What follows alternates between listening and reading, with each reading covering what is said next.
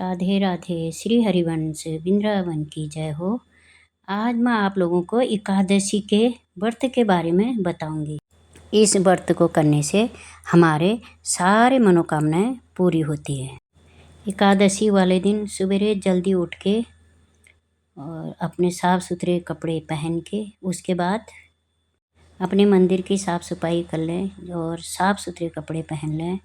आप अलग भी चौकी लगा सकते हैं अगर ठाकुर जी की सेवा के लिए, और उनके मंदिर में भी आप लोग पूजा कर सकते हो, क्योंकि सावन का महीना है। साथ में भोलेनाथ का भी सावन के महीने में और भोलेनाथ जी की भी साथ में ही पूजा होती है। स्नान भी साथ में ही कराते हैं हम तो अपने भोलेनाथ जी को। एक और उसके बाद ऊपर सूरज भगवान को जल देना और उनको धूप बत्ती करनी है। और उसके बाद फिर मैं अपनी तुलसी माता को जल दिया, उनको जल दी के उनको रौली का टीका लगाया, चंदन का नहीं लगाया, रौली का टीका लगाया।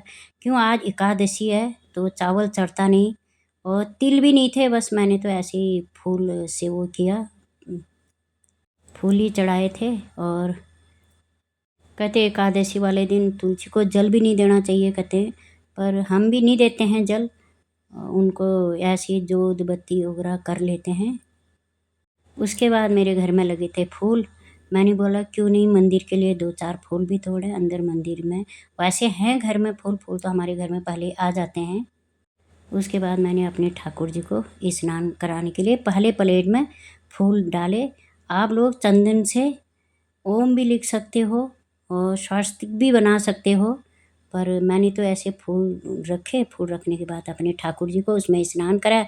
मेरे 3 ठाकुर जी हैं, तीनों ठाकुर जी को स्नान कराया और इनको पीले वस्त्र पहनाए। मैंने भी पीले कपड़े पहने तो इनको भी पीला वस्त्र पहनाया। शुद्ध जल से, एकदम शुद्ध जल से इनको स्नान कराना चाहिए। और बर्तन में, जिस बर्तन में हमने कभी खाना नहीं खाया उस बर्तन में ठाकुर जी को स्नान कराना चाहिए। और दूध से भी, सावन का महीना है, दूध से भी स्नान करा सकते हो। और मैंने तो गंगा जल से स्नान कराया। मैं ऐसी चौकी ऐसे बिछा रखा, वहाँ पर चौकी लगा रखी। चौकी में उनके पीले ही वो रहते हैं। मैं सावन में ऐसा स्पेशल हरा कपड़ा नहीं लाई, पीले ही पड़े थे मेरे ठाकुर जी। पीला कपड़े पीले होते हैं ठाकुर जी के लिए। फिर मैंने अपने भोलेनाथ भी रखे। भोलेनाथ के उसमें भी मैंने गंगा जल डाला। गंगा जल डाल के इनको भी स्नान कराया। और जिस दिन सावन का सोमवार होता उस दिन हम दूध दही से उससे स्नान कराते हैं ठाकुर जी को भी और भोले जी को भी। जो हम जल अपने ठाकुर जी को स्नान कराते हैं वो जल आप प्रसाद के जैसे प्रसाद मानते हैं, ऐसे उस जल को आप पी लीजिएगा। और या तो कोई बर्तन है तो उस बर्तन में, हमने तो एक घड़ा रखा, हम घड़े में रख के हम सारे जने उस जल को ग्रहण कर लेते हैं। अच्छे से इनका श्रृंगार करके, इनका अंग पोंछ के और इनको, इनकी पगड़ी, इनके कपड़े अच्छे से श्रृंगार करके हमने सुंदर सा श्रृंगार करके इनको, देखो सब के सब। इसके बाद हम घी है आपका, घी का दिया जलाओ। अगर आपके पास तेल है, तेल का दिया जलाओ, तिल का, तेल का। हमारे घर में और भी मूर्ति हैं, उनमें भी आप लोग जल का छींटा दे दिए। और सब में जो धूप आरती ये जरूर करना चाहिए।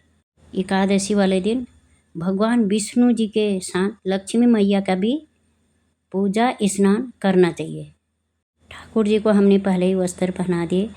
और जो विष्णु जी हैं इनको, जैसे भोले जी हैं, इनको हम कलावा के वस्त्र रूप में कलावा पहना सकते हैं। पास जनेऊ है तो भगवान जी को जनेऊ भी चढ़ा सकते हैं विष्णु जी को, नहीं तो कच्चा सूत पहना देना। सारे भगवान जी को तिलक कर लो, तिलक कर लेना चाहिए।